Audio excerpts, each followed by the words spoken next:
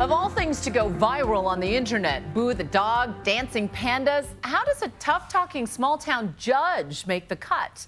Well, the one you're about to meet is not your average gavel-banging magistrate. His Honor's got a unique way of dispensing justice to the people who show up in his courtroom. And as it turns out, it's shockingly successful. Here's ABC's TJ Holmes. He's the kind of judge no one can forget. Rise, please. On August 6th, on a probation violation, he entered a plea of not guilty. Now I got a question for you. Does that mean I still can't drink on probation? Just stop. Really?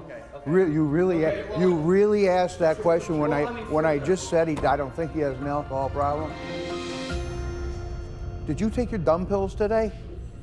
Judge Cicconetti of Paynesville, Ohio, or Judge Chick as he goes by, sees 30 to 40 cases a day, but it's his unique method of sentencing that has turned him into a viral sensation. And now to this story. An Ohio judge defending an unusual punishment. Gave one teen a punishment she definitely will never forget. 18-year-old Victoria Bascom takes a cab ride, then stiffs the driver in the end. The teenager who skipped out on a cab fare to a long walk of shame. Just a few months ago, one of the judge's latest sentences got international media attention when 18-year-old Victoria Bascom was given a choice: spend 30 days in jail or walk 30 miles. I've never been to jail and I don't want to go to jail. I'm kind of upset about the sentence, you know, because I'm thinking I was going to go in and have to just pay a fine. Like, it's only $100. When did that idea pop into your head to, you know what I'm going to do with this girl? I'm going to make her walk? It just came to me. And I even asked her, I think this is where it came in, when I said, if you didn't have a cab, then what would you do? She'd go, walk. Then I said, let's make her walk 30 miles. So I gave her the choice of 30 days of jail or 30 miles. I ended up almost getting jail time, so I guess I'm kind of lucky he gave me this option. But this kind of creative sentencing is not new to the judge. He's been doing it for years. Very humiliating, very embarrassing. After being arrested for soliciting a prostitute, this man chose public humiliation over jail time. Is this tough enough punishment that you're never, ever going to be doing something like this again? Yes, absolutely. This teen stole porn from an adult bookstore. I'm thankful that Judge Cicconetti gave me an opportunity instead of a jail time. This woman was caught on surveillance tape walking into a Burger King and pepper spraying one of the workers in the face. Her sentence? The judge gave the defendant a choice: either serve time or get sprayed herself with what she thought was pepper spray.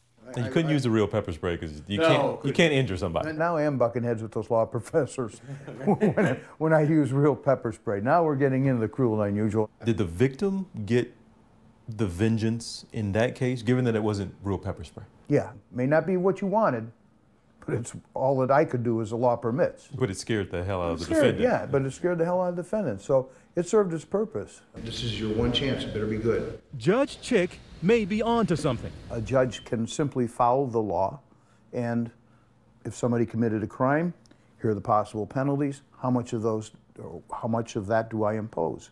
Sure, you can do that, and you go home and you can rest easy. Or you can take each case a little more personal and still apply that same law. The rates of repeat offenders are much lower in his courtroom than the national average. When you talk about state prisons and federal prisons, their problems started way back here with my court, with municipal courts, with the minor offenses. Most people don't start out with a felony case. We have to stop them from going further at the beginning stages. Otherwise it escalates. They get in jail, they get smarter criminally. And as they get smarter criminally, the offenses become greater. On the docket for today, 2 cases, one involving a bicycle theft and the other a case that hit a little close to home for the judge. Who's being silly? Who's being silly? As a pet owner, he was extremely upset about how Alyssa Morrow treated her pit bull mix. I almost vomit reading the report. This is how animal control found Moose in a house that can only be described as belonging to a hoarder. Morrow says she left him there for just a week. She's in court today, pleading guilty to animal neglect and cruelty. You know, I can't interpret the feelings of a dog, but boy, if dogs could tell you how they felt. Abandoned? Oh yeah, and scared, and frightened, and sick. Well, maybe you should get a little taste of that. But I'm gonna let you have a choice here. And the choice is I want you to live like Moose. And in order to do that, I want you to go down to the county dump, to the landfill. And I want them to find the stinkiest, smelliest, god-awful odor place they can find in that dump, and I want you to sit there for 8 hours tomorrow. Just think what you did to that dog while you smell the odor. If you puke, you puke. Understand? Morrow has the choice of either choosing to do this alternative sentence or spend 90 days in jail. She agrees to go to the dump. Okay. See you at the dump tomorrow. We'll get to the dump later. But first, the case of the disappearing bike. The defendant, Jordan Walsh, showed up to court with his mother.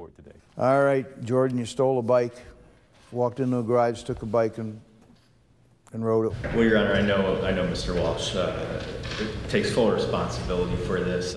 For the punishment, and I think to get your attention that it's not to be done again.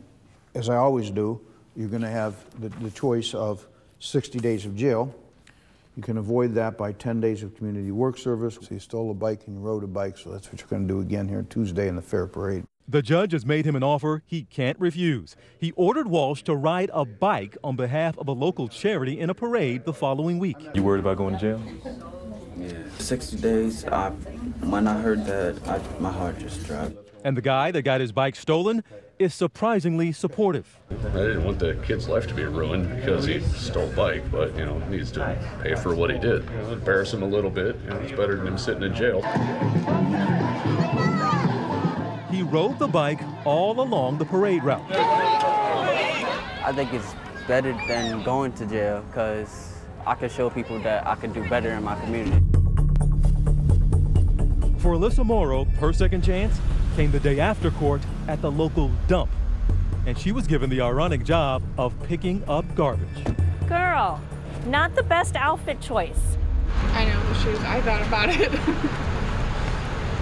I couldn't find my other shoes and I was already running late, so. For the next 8 hours, Morrow must spend her day just like Moose spent close to a week in filth.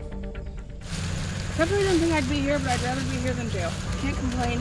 The good news is that Moose is recuperating wonderfully and is now up for adoption. For Nightline, I'm TJ Holmes in Painesville, Ohio.